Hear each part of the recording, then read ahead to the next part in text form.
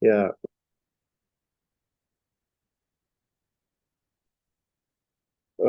sekedar informasi awal, pada tanggal 4 Februari 2023 yang lalu, institusi kami, Institusi Filsafat dan Teknologi Kreatif Ledelero, mengadakan seminar nasional dengan tema Filsafat dan Teknologi, dengan pemakala utamanya Francisco Budi Hardiman. Kita kenal semua beliau, dan saya sebagai penanggap atas seminar itu.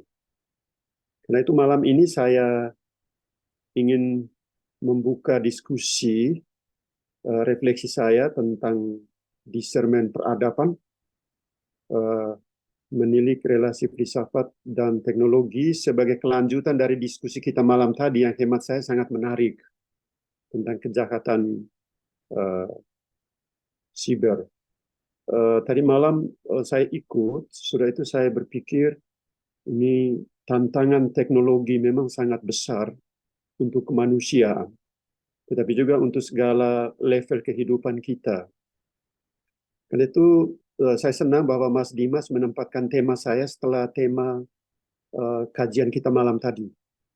Nah, itu malam ini saya memusatkan perhatian pada discernment peradaban, termasuk di dalamnya bagaimana kita menanggapi bahaya-bahaya teknologi, tapi dalam konteks refleksi kemanusiaan, etik, dan tanggung jawab terhadap kemajuan teknologi. Ya. Kemajuan teknologi menantang filsafat untuk melihat dirinya dalam hubungan dengan pengaruh-pengaruh teknologi itu.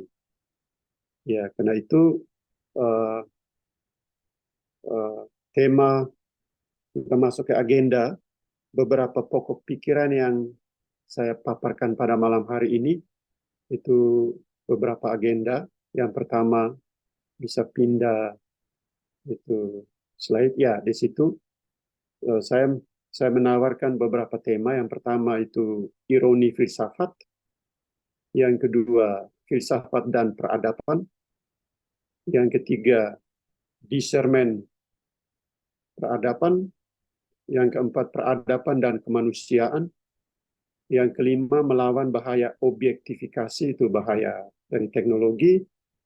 Yang keenam saya menawarkan triade Sofia, Techne, dan Poiesis.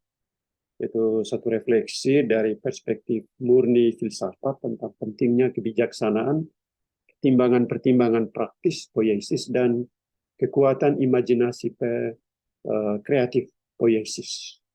Itu tema-tema yang saya tawarkan dalam diskusi kita pada malam hari ini.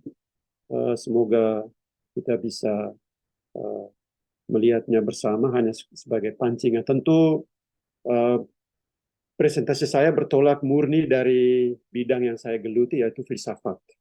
Itu refleksi kritis atas realitas, termasuk refleksi kritis atas perkembangan praktis dari teknologi yang dari dunia filsafat dilihat sebagai bagian dari rasionalitas instrumental. Ya, kita masuk ke tema tentang pengantar, bagian pengantar. Ya, kajian tentang hubungan filsafat dan teknologi dalam sejarah filsafat boleh dikatakan baru. Baru dalam pengertian itu, perkembangan itu muncul ya secara konkret mulai abad ke-19. Banyak pihak mengira bahwa filsafat lebih berkecimpung dengan dimensi teoretis, abstrak, dan spekulatif, seperti yang ditawarkan oleh Hegel, Schopenhauer, dan lain-lain. Sementara teknologi itu sendiri adalah sesuatu yang material, konkret, dan partikular. Ya, um, tentu dalam sejarah filsafat uh, ada filsuf yang sama sekali tidak berminat untuk membicarakan teknologi per se. Namun pada abad ke-19, Marx dan beberapa pemikir neo-Hegelian mulai tertarik pada tema tentang produksi. Dan yang menarik perhatian yaitu sejak Marx, pengaruh dari Marx terhadap beberapa filsuf neo-Hegelian, mereka menempatkan refleksi filsafat pada ranah yang praktis, lebih pragmatis, dan tema tentang teknologi masuk dalam intaian para filsuf. seperti Heidegger, dia menulis satu karya penting, The Question Concerning Technology and Other Essays, atau Theodor Adorno yang menulis Cultural Industry, atau yang paling jelas itu pemikir Don Aigde yang menulis banyak sekali karya tentang filsafat dan teknologi. Tentu ini berhubungan dengan bagaimana filsafat itu berkembang menjadi lebih praktis dan pragmatis. Nah, dalam kaitan ini muncul ironi dalam filsafat. Ironi dalam filsafat yaitu bahwa bagaimana filsafat itu sanggup mempersoalkan esensi teknologi secara kritis, sambil filsafat yang sama diharapkan tidak boleh bersikap konservatif dan juga tidak boleh bergerak melampaui realitas. Konservatif dalam arti filsafat harus tetap berpegang teguh pada jati dirinya yang yang teoritis abstraktif, murni refleksif, tetapi juga filsafat dia tidak boleh melampaui realitas dalam arti dia harus berkecimpung dengan kenyataan-kenyataan hidup. Itu ironi dan juga dilema dalam filsafat, tantangan besar dalam filsafat. Tantangan yang kedua, apakah filsafat harus tetap memperhatikan sisi rasionalitas kritis sebagai pendasaran filosofis untuk mempersoalkan teknologi aspek rasional?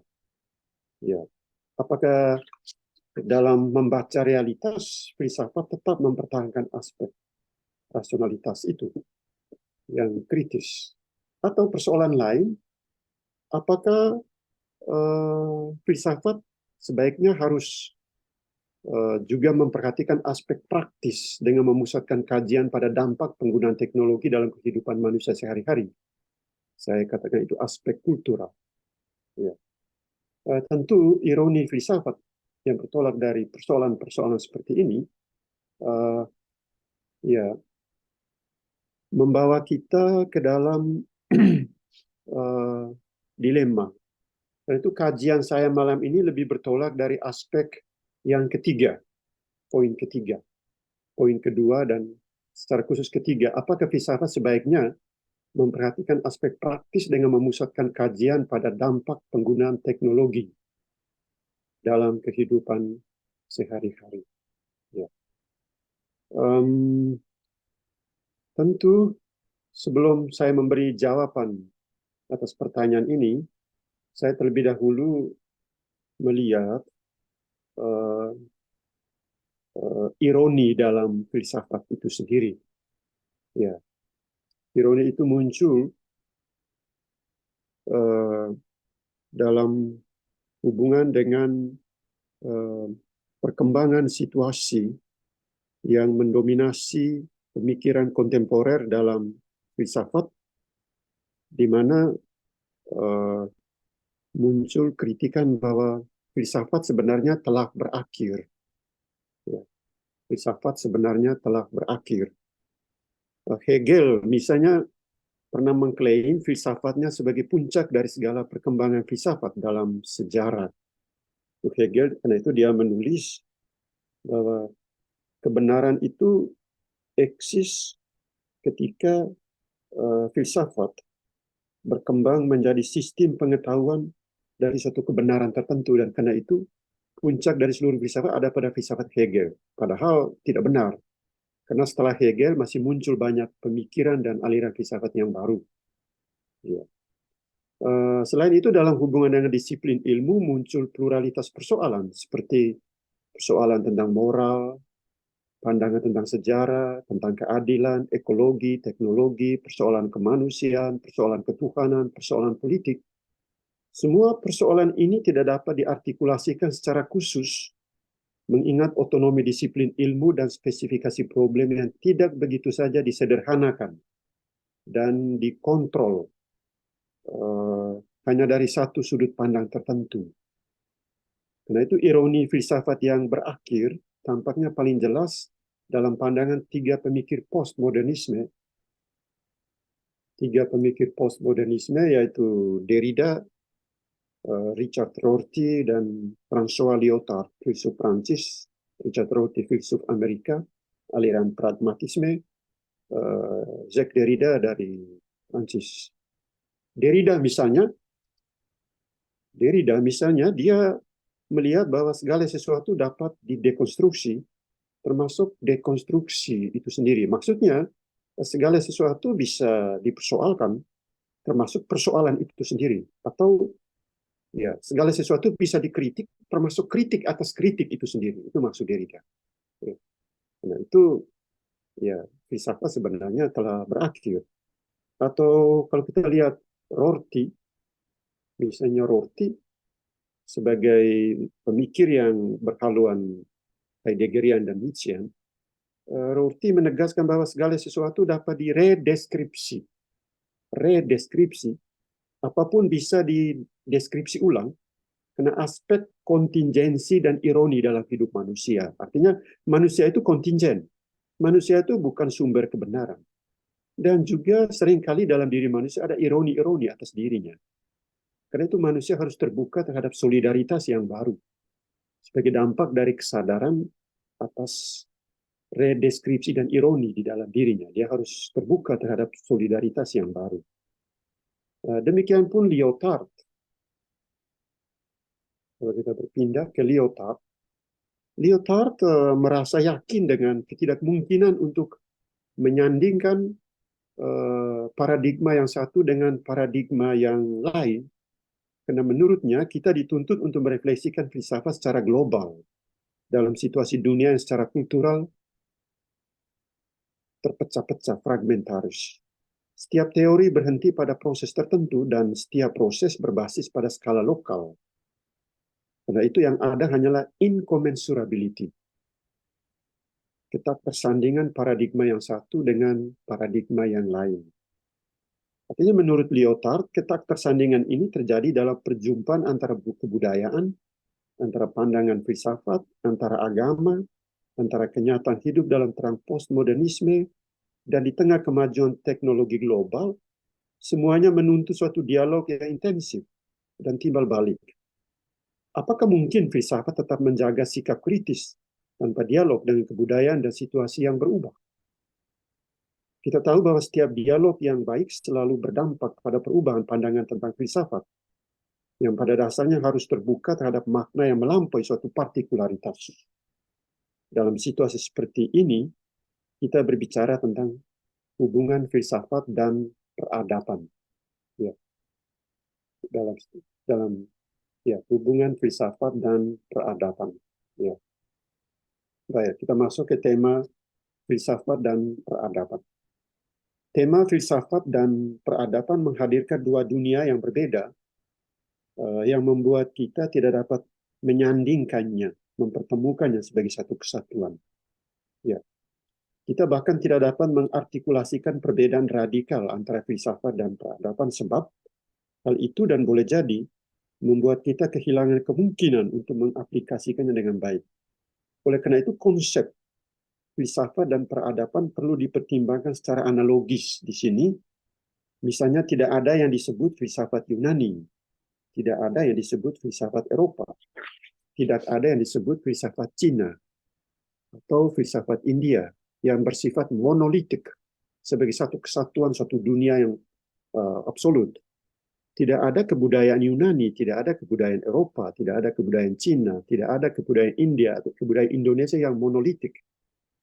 Kita tidak ingin terjebak ke dalam ideologi kulturalisme, yaitu mengkaji diskursus filosofis dari suatu budaya sebagai sistem tertutup dengan nilai absolut di dalam dirinya. Meskipun jika ada kebenaran, kita tetap yakin bahwa tidak ada filsafat, tidak ada kebudayaan, tidak ada agama, tidak ada sistem politik yang berhak mengklaim suatu kebenaran absolut secara eksklusif. Di tengah kemajuan teknologi, kita tidak dapat menghindari fenomen perjumpaan antara kebudayaan yang begitu dahsyat. Perjumpaan itu memungkinkan kontekstualisasi secara global tentang nilai-nilai penting dari kebudayaan, agama, filsafat, seni, etika, warisan sastra, politik, dan juga ekologi.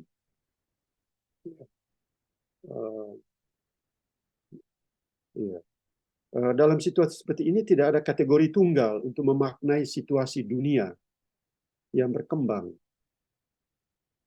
Ya. Bisa. Pindah ke sebelah. Yang dibutuhkan adalah kapabilitas untuk merajut nilai pluralisme yang dirawat dengan baik. Ekspansi suatu kebudayaan dengan kategori-kategori tertentu dalam konteks kemajuan teknologi tentu harus dipertimbangkan dengan tuntutan normatif sikap dalam bidang etika dan kemanusiaan. Di sini kita membutuhkan pandangan yang kosmopolitan. Pindah. Membutuhkan pandangan yang kosmopolitan tentang masa depan umat manusia. Karena itu kita berbicara tentang kebutuhan yang amat penting, yaitu kebutuhan yang disebut discernment peradaban. Ya, di tengah perubahan, kemajuan, pembauran, juga pengaruh-pengaruh teknologi, kita berbicara satu kebutuhan yang mendesak dewasa ini adalah discernment peradaban dan kesetiaan pada keterbukaan di tengah jaringan global yang sedang meresap ke dalam semua dimensi kehidupan manusia dewasa ini. Karena itu saya berpikir discernment peradaban itu penting. Persoalan yang paling penting di sini, apa itu discernment? Ya. Apa itu discernment? Ya. Baiklah, saya melihat dalam Le Petit Robert Dictionnaire de la langue française, itu kamus bahasa Prancis, pengertian nomina discernment harus dirunut kembali ke dalam verba discerner, kata kerja bahasa Prancis.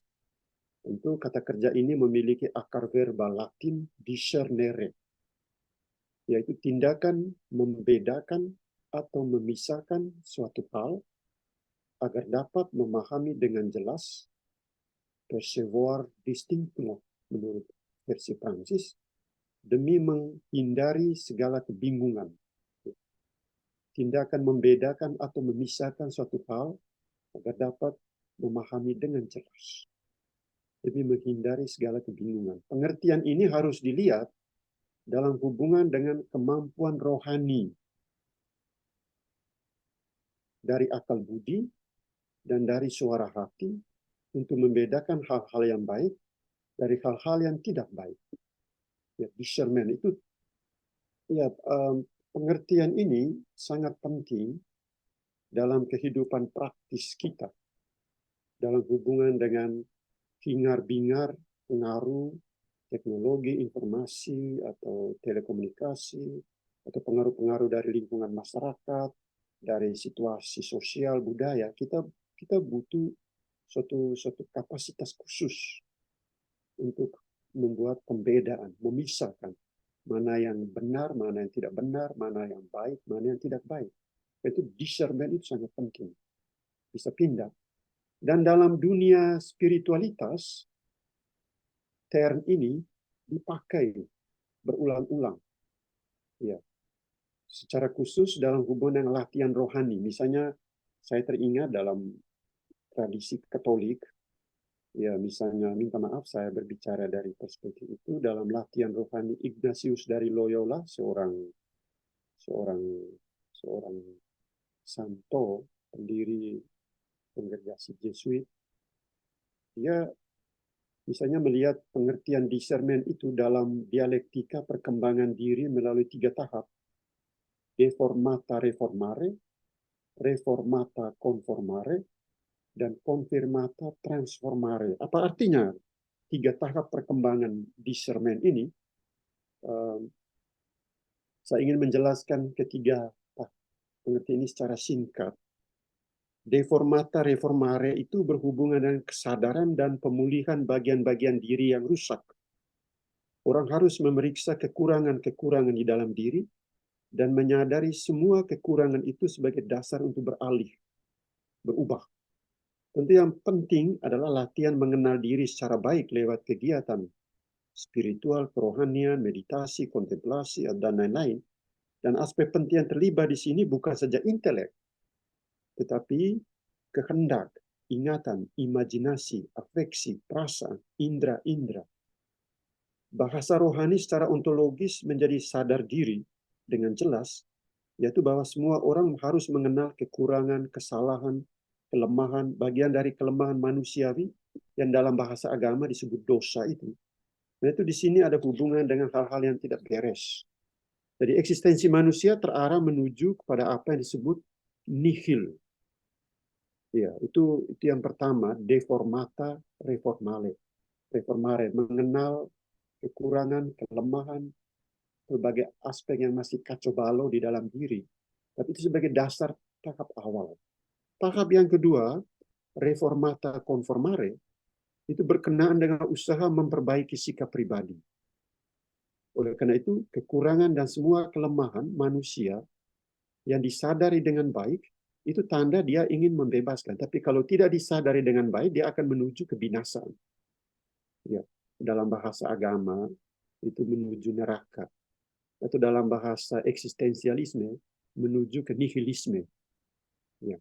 Tetapi pada tahap kedua ini, kesadaran tentang kekurangan dan kelemahan itu bisa membuka kemungkinan manusia untuk keluar menuju kepada misalnya dari gelap ke terang, dari yang buruk kepada yang baik, keselamatan. Ya. Manusia harus membuat suatu pilihan akan untuk menentukan seluruh cara dan jalan hidupnya yang baru. Manusia diajak untuk mengabdi kepada kebenaran.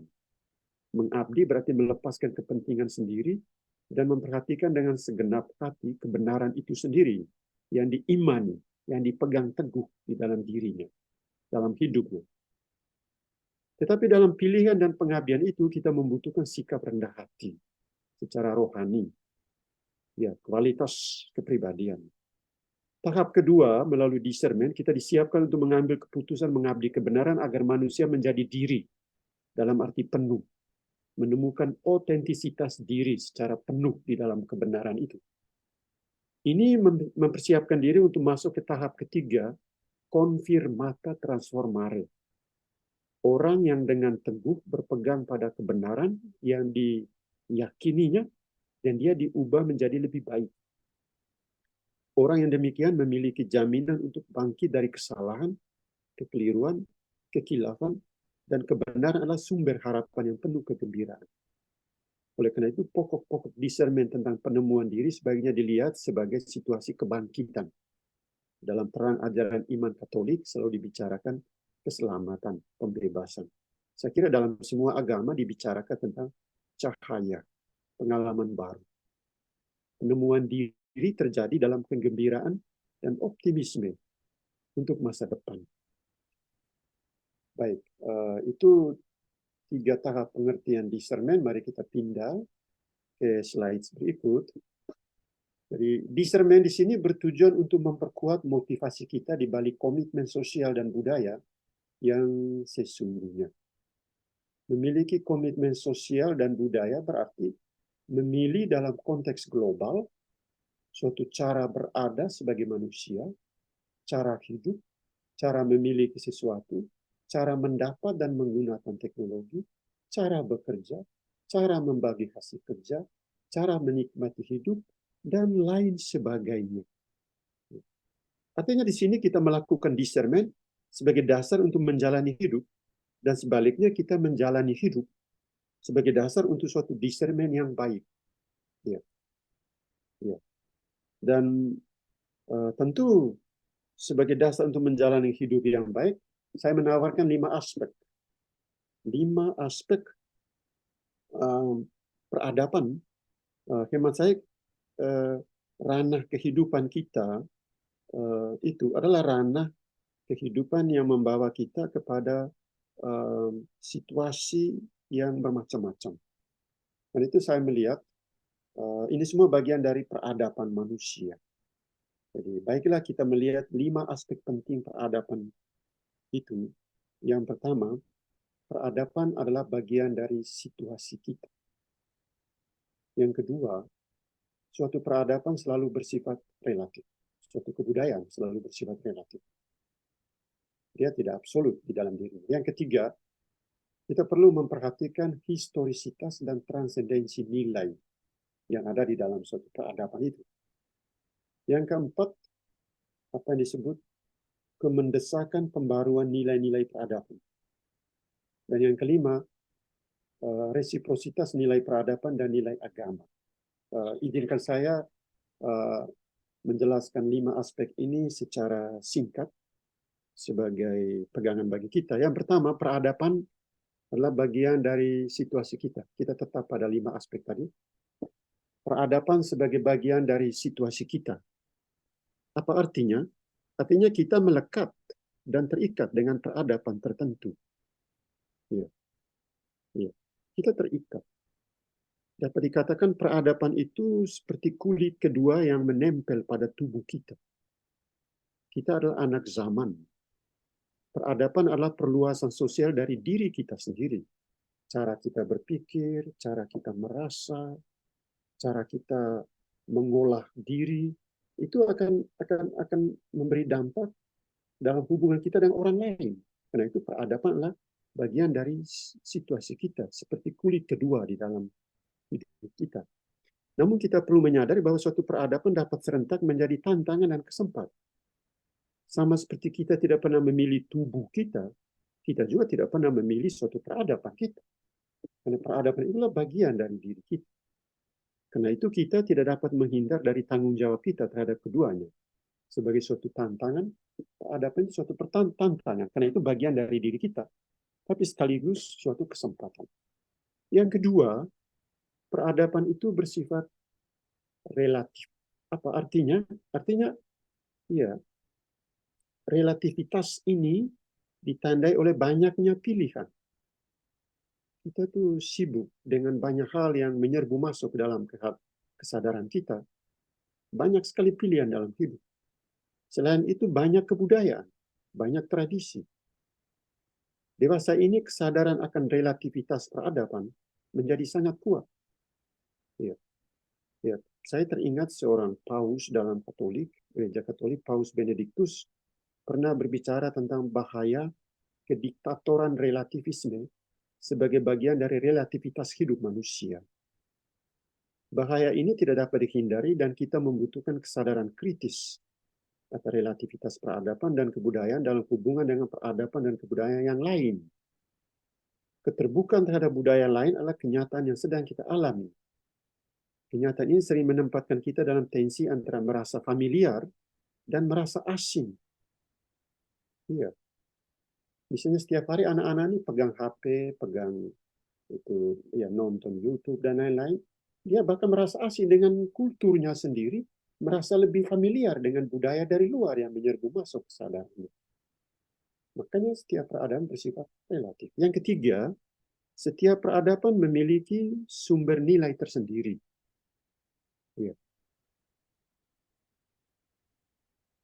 Tidak dapat disangkal ketika kita berbicara tentang suatu peradaban, kita sebenarnya berbicara tentang konstelasi nilai yang membentuk ciri khas peradaban itu. Ya. Ya. Dan artinya setiap derap langkah hidup manusia, keinginan, cara hidupnya, digerakkan oleh setiap keputusan dan nilai yang ada di baliknya. Dan hal yang menarik itu bahwa nilai-nilai itu lahir dari situasi historis dan bersifat transenden. Nilai keadilan dan kebebasan misalnya adalah nilai-nilai a priori. Namun nilai-nilai ini hanya nyata dalam kehidupan konkret suatu masyarakat jika ia berhubungan dengan inisiatif seseorang, ada kaitan dengan gerakan massa, ada korelasi dengan semangat zaman tertentu. Ya. Jadi gerakan untuk memperjuangkan martabat hidup manusia terletak pada cita-cita akan nilai universal yang selalu diperhatikan sepanjang sejarah hidup manusia. Keempat, kemendesakan pembaruan nilai peradaban. Artinya nilai peradaban hanya dapat bertumbuh dengan baik sejauh nilai itu dipupuk dan dirawat melalui kekuatan interpretasi, pembaruan. Makanya setiap kebudayaan harus diinterpretasi ulang.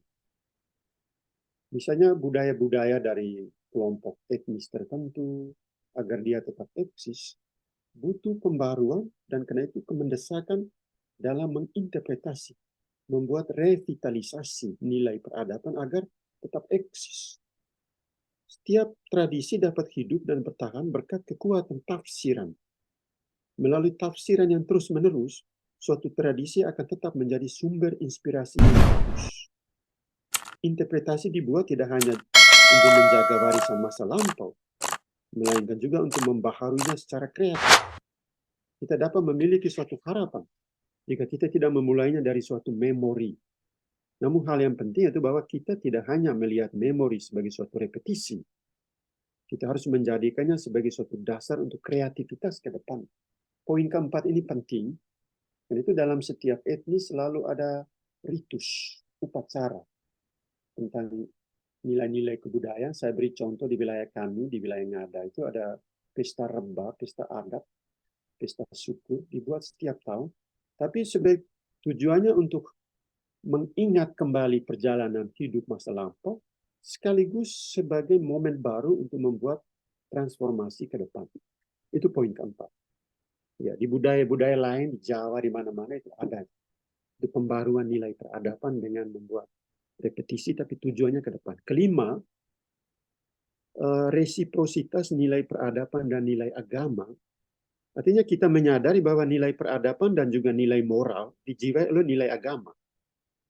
Nilai moral, misalnya ia bersifat netral terhadap agama. Sejatinya esensi nilai moral tidak mengeksklusifkan relasi dengan nilai agama. Agama menjaga moralitas dengan memberi pendasaran dan motivasi untuk memperjuangkan nilai-nilai. Oleh karena itu, kita dapat berbicara tentang dialog antara nilai agama dan nilai moral. Dalam dialog itu, nilai moral perlu ditempatkan dalam perspektif dunia agama agar nilai moral dipertahankan. Sedangkan nilai agama perlu diwujudkan dalam dunia nyata, yaitu melalui nilai-nilai moral. Ya, tapi seringkali persoalan ini timbal balik antara nilai moral dan nilai agama. Peradaban itu kan mengandung nilai moral, kebaikan di dalam peradaban.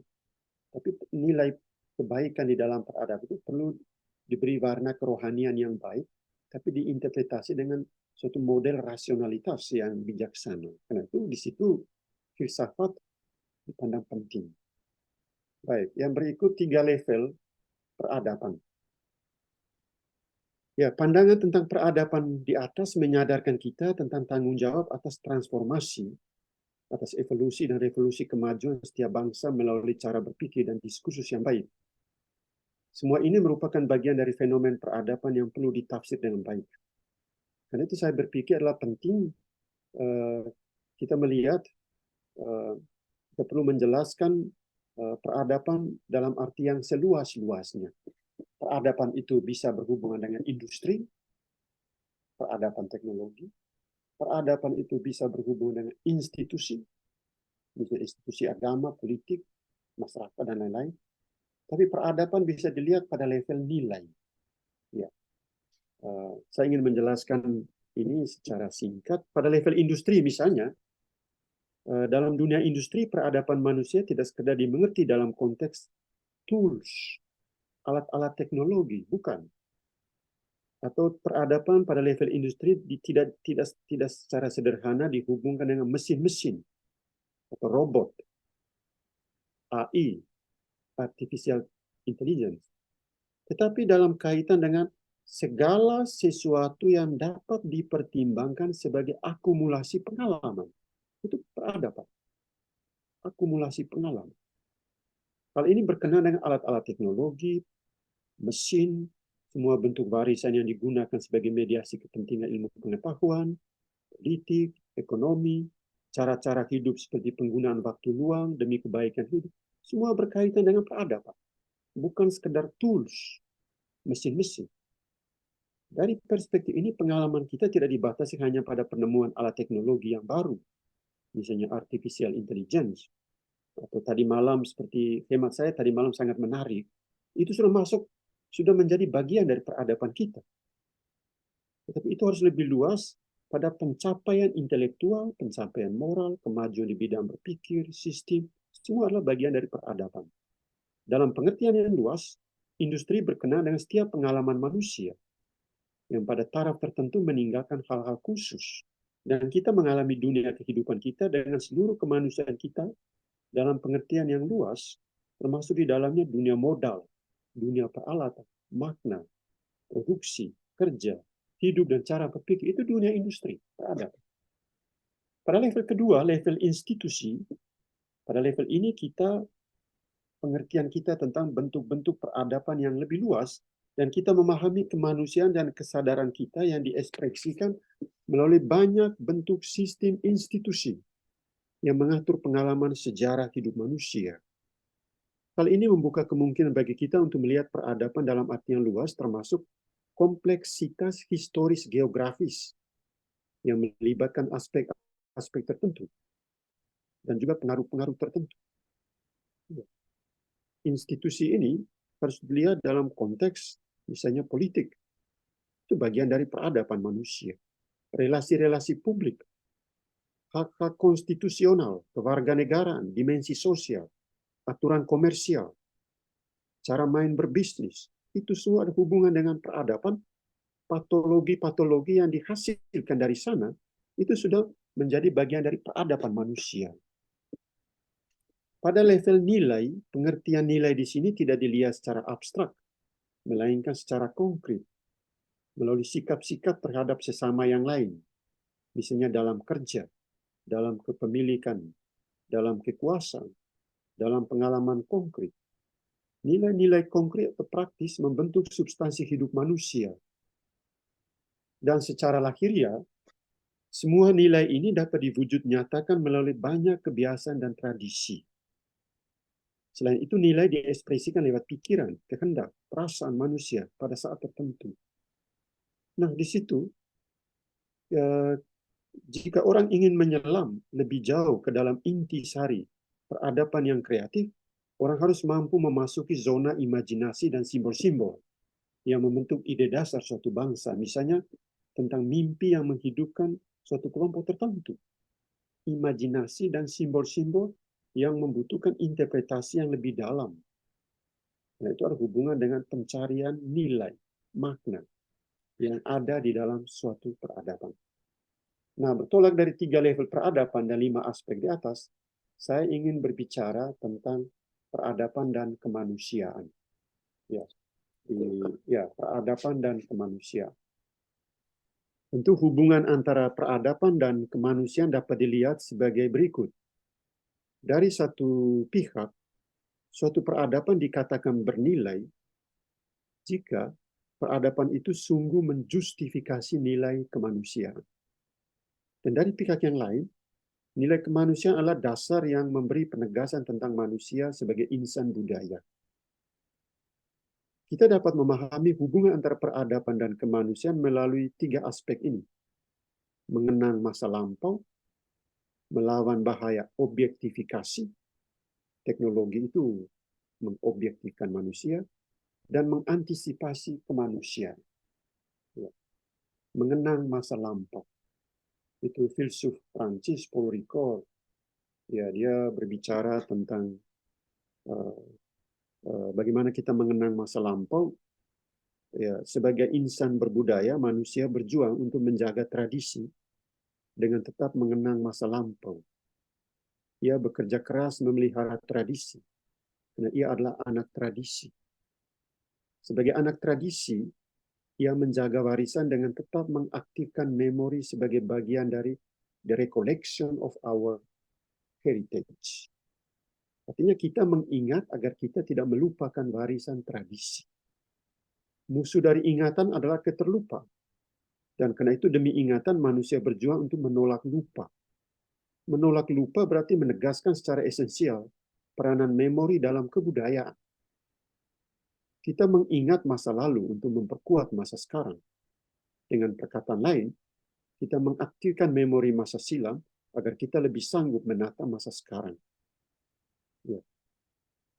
Dengan mengingat suatu tragedi kemanusiaan di masa lampau misalnya, kita belajar dari warisan dan membuka diri ke depan.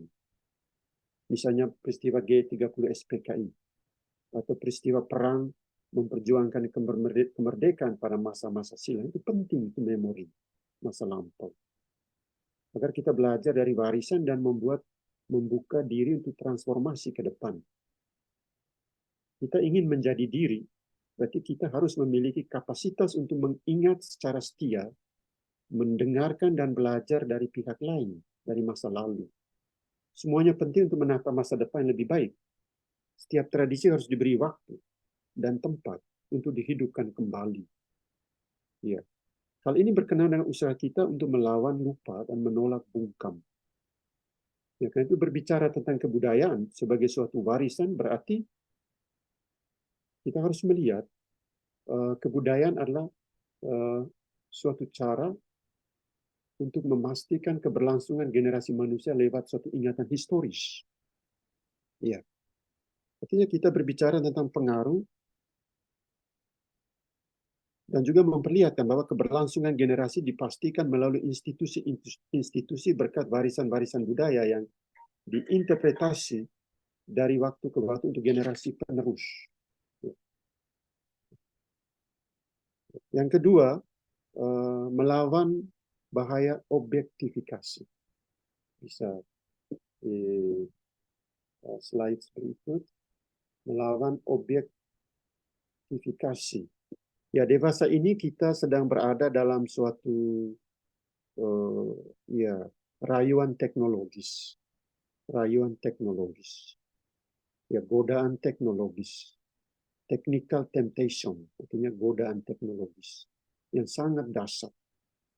Anak-anak muda, orang tua, dan juga bahkan anak-anak kecil, kita sedang berada dalam technical temptation, godaan-godaan teknis. Pengaruh teknologi sedang menyedot pikiran kita dan bahkan menggoda gejolak batin. Bahaya teknologi seperti yang dibicarakan tadi malam, itu kejahatan cyber.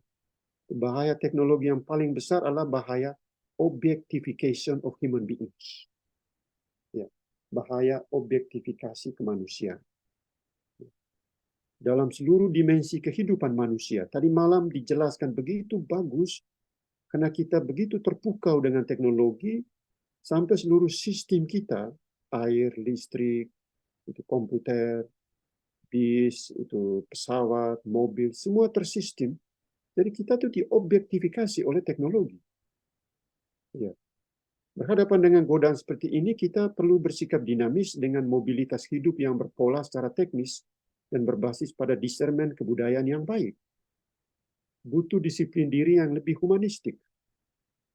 Discernment kebudayaan yang baik membantu kita untuk menghindari bahaya objektifikasi yang sedang mengancam martabat manusia. Manusia melihat dirinya hanya sebagai penemu, pencipta, pekerja, atau pengguna teknologi.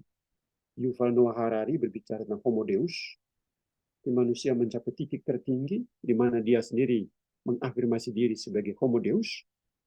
Tapi peradaban teknologi di sini layaknya menjadi ladang subur tempat manusia menimba inspirasi agar hidupnya tetap terbuka terhadap kemungkinan-kemungkinan yang baru.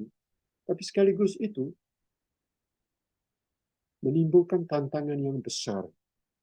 Karena itu aspek penting di sini adalah disiplin diri yang humanistik, yaitu bahwa kita harus mengabaikan tuntutan adaptasi teknologi dan spesialisasi, tapi adaptasi dan spesialisasi tetap menjadi aspek penting dalam setiap pelestarian budaya, dan bahkan keduanya bertujuan melestarikan kebudayaan itu sendiri. Namun, hal yang penting adalah kemampuan manusia mengambil jarak dari pengaruh teknologi melalui discernment, menjaga akar historisitasnya, akar budaya, serta tetap memperhatikan keseimbangan antara masa depan, masa lalu, dan berorientasi pada kebenaran dan memperhatikan aspek pengetahuan tentang kenyataan agar selalu berjalan sesuai dengan kesadaran diri yang baik. Ya, oleh karena itu pendidikan kebudayaan perlu berorientasi pada nilai-nilai yang nilai-nilai yang untuk menangkal bahaya objektifikasi. Ya, pendidikan kebudayaan yang ya sekarang ada gerakan literasi budaya agar orang tuh macam orang Jepang itu sangat menjaga tradisi dan budaya meskipun mereka sangat modern. Jepang itu sangat modern tapi juga sangat tradisional. Artinya keadaban mereka jaga nilai-nilai budaya. Tapi mereka terbuka terhadap modernisme. Mereka sangat modern tapi sangat tradisional. Dua sisi ini sangat menarik dalam hubungan budaya Jepang itu. Karena itu discernment kebudayaan mungkin itu hanya terjadi kalau suatu masyarakat itu memiliki discernment kebudayaan yang baik. Dia boleh sangat modern, di sana mereka pakai robot dan sebagainya, tapi dia tetap menjaga kewajiban keadaban publik dengan nilai-nilai budaya yang sangat kental, sangat humanistik. Itu budaya Jepang. Ya. Karena itu mereka sebenarnya mampu mengatasi bahaya objektifikasi itu. Yang berikut, mengantisipasi kemanusiaan. Kita bisa pindah slides. Makna kebudayaan, seperti yang dijelaskan di atas, berkenaan dengan antisipasi kemanusiaan. Ya. Antisipasi itu berawal dari kenangan akan masa lalu dalam terang, ya, memory of humanity. Ya. Bisa pindah ke slides 24.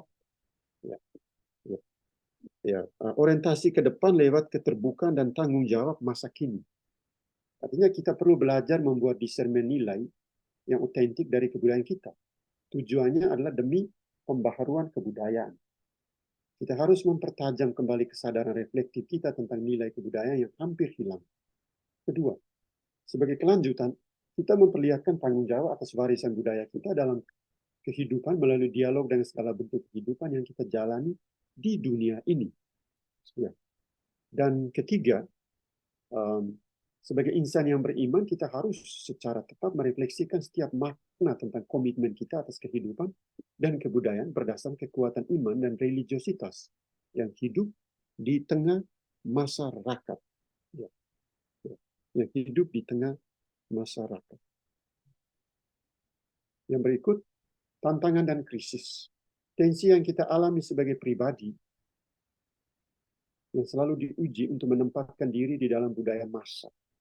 Ya, kita sering kali diuji dan ditantang dalam budaya massa. Teknologi menempatkan kita dalam budaya ikut arus. Ikut arus. Jadi, nah itu kita sering berhadapan dengan konflik antara kebudayaan nasional dan peradaban universal. Ya, di slides ke-25 itu kita berbicara tentang tantangan budaya massa. Hal ini dipengaruhi oleh kontrol budaya teknologi di dalam masyarakat.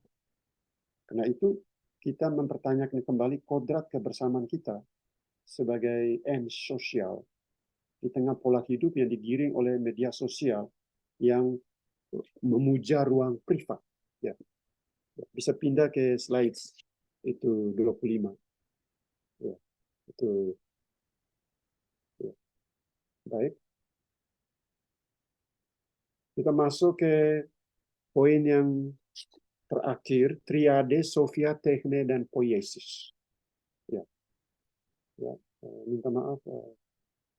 Ya, poin terakhir. Triade, Sofia, Tekne, dan Poiesis. Oke. Ya. Di sini discernment kebudayaan, discernment peradaban, ya apa yang kita buat dalam discernment peradaban, karena peradaban itu berhubungan dengan teknologi, perkembangan ilmu pengetahuan, kemajuan, makanya discernment itu penekanannya pada nilai kebijaksanaan, menjaga kebijaksanaan hidup, makanya saya gunakan term ya dalam perspektif tertentu Sofia. Sedangkan teknologi, perkembangan kemajuan itu harus melihat kembali pengertian teknik. Dan yang terakhir, pengertian Sofia dan teknik perlu diberi pendasaran yang baik dari apa yang disebut poiesis. Kita menjaga kebijaksanaan hidup, Sofia, yang didasarkan pada nilai kebenaran iman, keyakinan kita, agar kita tidak dibajak oleh bahaya teknologi dan praksis yang pragmatis. Baik, kita melihat Sofia. Sofia. Terus, ya. Ya, Sofia di sini ya bukan sekedar abstraksi kebijaksanaan, tetapi suatu kebenaran yang datang dari sumber cahaya yang dalam. Ya. Sofia adalah sumber yang memungkinkan sesuatu yang lain dapat dilihat dan dimengerti. Dalam arti yang sesungguhnya tidak sekedar kebijaksanaan, bukan. Dia ada hubungan dengan sumber cahaya yang dalam yang memungkinkan kita mengerti tentang yang lain. Artinya di situ arti Sofia itu sangat dalam menurut Aristoteles dalam metafisikanya. Artinya dua kemungkinan untuk mengerti. Sofia pertama, yang membawa kita kepada causa prima. Pengetahuan tentang yang pertama dan tentang sebab-sebab yang terdalam.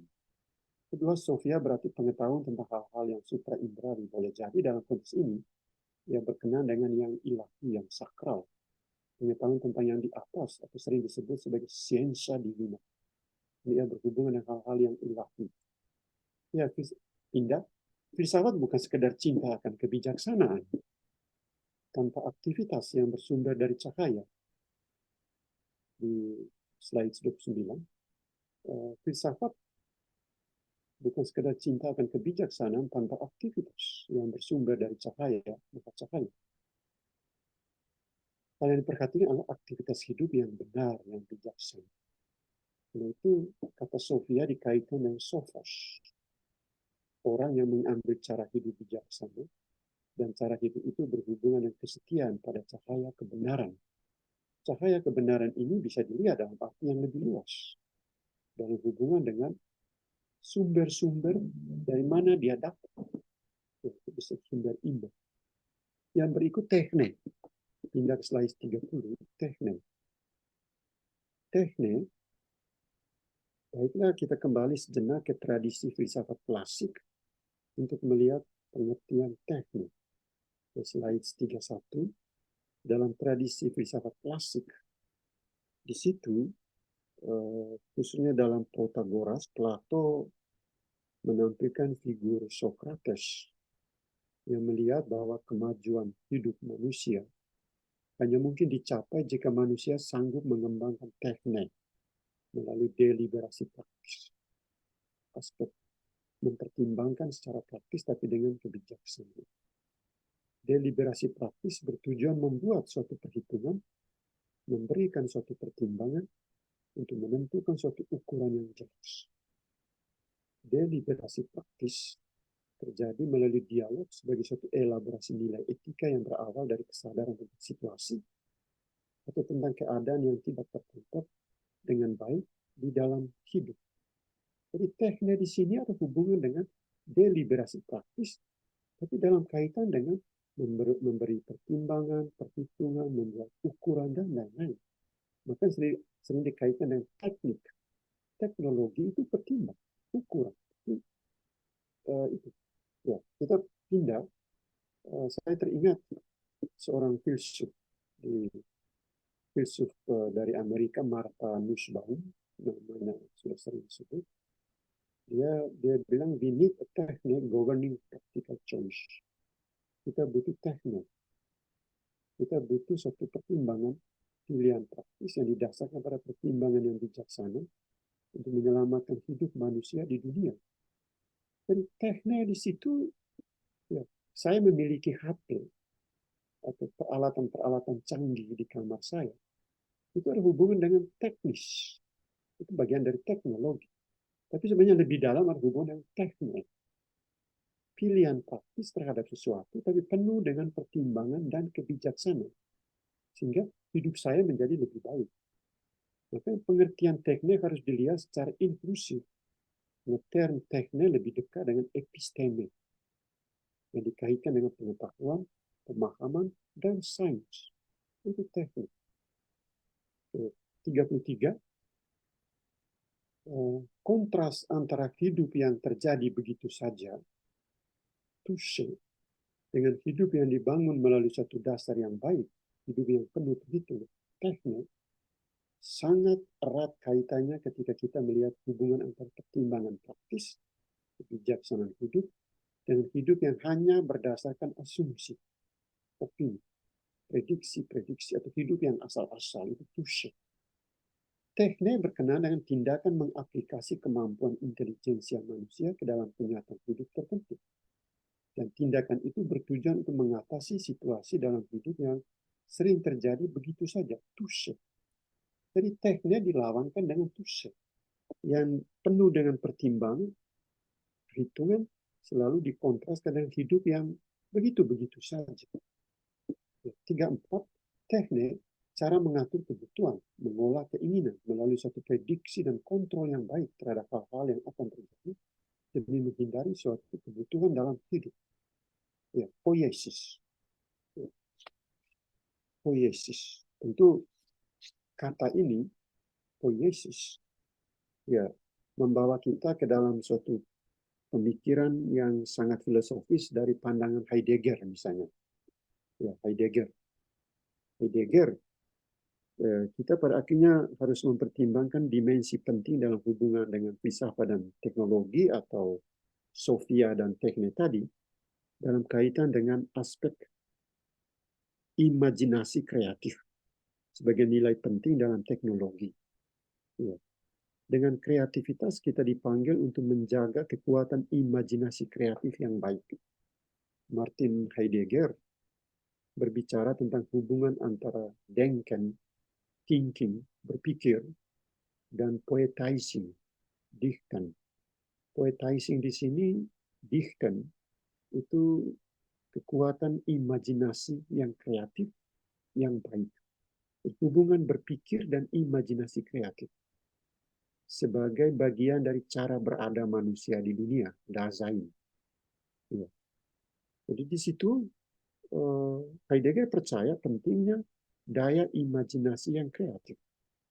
Daya ini memungkinkan manusia untuk mengerti makna tentang berpikir yang sesungguhnya dari dimensi yang melampaui distingsi berpikir yang kritis rasional atau berpikir yang irasional. Ya, berpikir yang kritis rasional atau berpikir yang irasional atau berpikir yang penuh dengan kalkulatif. Ya. Berpikir menurut Heidegger itu ada hubungan dengan dichten, poetizing, imajinasi kreatif. Bukan sekedar kalkulatif, matematis, atau bukan berkaitan dengan rasionalitas instrumental. Bukan sekedar bersikap kritis, rasional, bukan. Berpikir itu ada kaitan dengan cara berada manusia di dunia. Dan cara berada itu belum selesai. Berpindah ke itu 37. Karena itu filsafat dalam pengertian sebagai refleksi atas dunia kehidupan yang dijalani harus dipertimbangkan dari dimensi analisa tentang produktif imajinasi. Imajinasi yang produktif. Berarti suatu kekuatan yang harus terus-menerus dijaga. Suatu sumber, suatu kekuatan harus dijaga terus dalam diri manusia agar cara berpikir itu tidak dibajak oleh kalkulasi, matematik, atau cara-cara berpikir yang sangat praktis, sangat instrumentalistik. Tapi berpikir sebagai suatu energi, productive imajinasi, suatu energi yang dijaga terus. Ya. Imajinasi produktif ini sangat erat berkaitan dengan persepsi yang terbentuk, baik dari aspek psikologi maupun dari aspek proses imajinasi itu sendiri. Ya. Artinya di sini dalam imajinasi kreatif, kita harus menjaga cara berpikir yang baik itu agar kita memiliki semacam suatu bayangan ke depan. Bayangan ke depan yang tidak dibatasi oleh batas-batas ruang teknologi yang sekarang sedang menguasai kita. Artinya di situ kita terbuka terhadap utopi sosial. Ya, di slide 34 itu artinya kita terbuka dan kita harus mempunyai kekuatan bahwa cara berada kita di dunia itu cara berada yang kreatif. Tapi cara berada yang kreatif itu keberadaan kita sebagai suatu pemberian. Ya, pemberian. Heidegger bicara tentang es gibt sein, pemberian. Ya, tetap di utopi sosial tadi. Ya, pemberian. Berpikir berarti mendengar dan menangkap kedatangan dengan saksama. Kedatangan yang menurut Heidegger seperti dilansir di dalam karyanya itu kedatangan sebagai yang sakral, yang asali. Ya. Suatu kedatangan sebagai rahmat, pemberian, suatu keselamatan. Ya. Artinya cara berada manusia di dunia itu cara berada yang penuh dengan daya imajinatif, tapi yang selalu energik, penuh kekuatan, tapi tidak dikeruk, tidak direduksi ke dalam pengaruh-pengaruh yang sangat teknis, praktis, yang sangat sederhana. Ya. Nah, itu butuh imajinasi sosial. Di slide 39, saya berbicara tentang imajinasi sosial. Artinya kerja imajinasi kreatif menentukan bagaimana kita memiliki gambaran tentang realitas baru. Misalnya dalam hubungan dengan realitas sosial dan kebudayaan kita. Imajinasi kreatif selalu membawa kita ke realitas sosial yang baru. Ya, di situ sosial utopia. Utopia adalah kemungkinan tentang situasi tanpa referensi. Ia berhubungan dengan gambaran kita tentang realitas baru itu. Utopia tidak sekedar memisahkan kita dari realitas hidup yang sebenarnya. Utopia mengorientasikan kehidupan kita yang real ini menuju realitas hidup yang baru. Ia memperluas pengertian kita tentang dunia ini, yaitu bahwa kita harus bergerak menuju dunia baru sebagai suatu kemungkinan. Utopia berfungsi untuk memperluas, menambah, memperkaya referensi kita tentang realitas dunia baru itu. Ya. Di slide 40, fungsi utopia hanya mungkin kalau kita sanggup membuat konfigurasi baru tentang berbagai elemen hidup kita yang berbeda, meskipun elemen itu lahir dari temporalitas dan identitas kita di dunia ini. Tentu di sini imajinasi kreatif membutuhkan tanggung jawab untuk mengolah kekayaan hidup. Tanggung jawab ini hanya terjadi dalam dialektika antara imajinasi produktif, poiesis, etika kebajikan, teknik. Hubungan keduanya bersifat esensial. Imajinasi kreatif memperkaya tindakan dalam relasi dengan sesama yang lain. 41, ya di situ tentang poetic imagination dalam hubungan dengan utopia tadi. Poetic imagination has the capacity to make us better human, while ethical action has the task of soliciting imaginative sympathy with others. Lewat kreativitas mencipta dan melalui daya imajinasi kreatif, masing-masing kita dapat mengerti diri kita dalam relasi dengan yang lain. Relasi ini dapat membebaskan kita dari ilusi diri yang narsistik. Penutup. Sebagai penutup, ya, Sophia Techne-poiesis adalah dasar tindakan empati di mana pengertian tentang diri kita mengalir dari kekayaan interrelasi dengan yang lain. Masing-masing kita lewat daya imajinasi kreatif menjadi terbuka, lebih sanggup mendengarkan kisah tentang yang lain. Transfigurasi diri kita diperkaya. Cara berpikir dan hidup kita menjadi produktif. Pandangan kita lebih luas. Bersama Richard Kearney, kita yakin bahwa thinking poetically, acting poetically, dwelling poetically, all modalities of imagining poetically. They are ways of realizing the fundamental possibilities of what we are. Artinya semuanya adalah kemungkinan dari segala yang ada.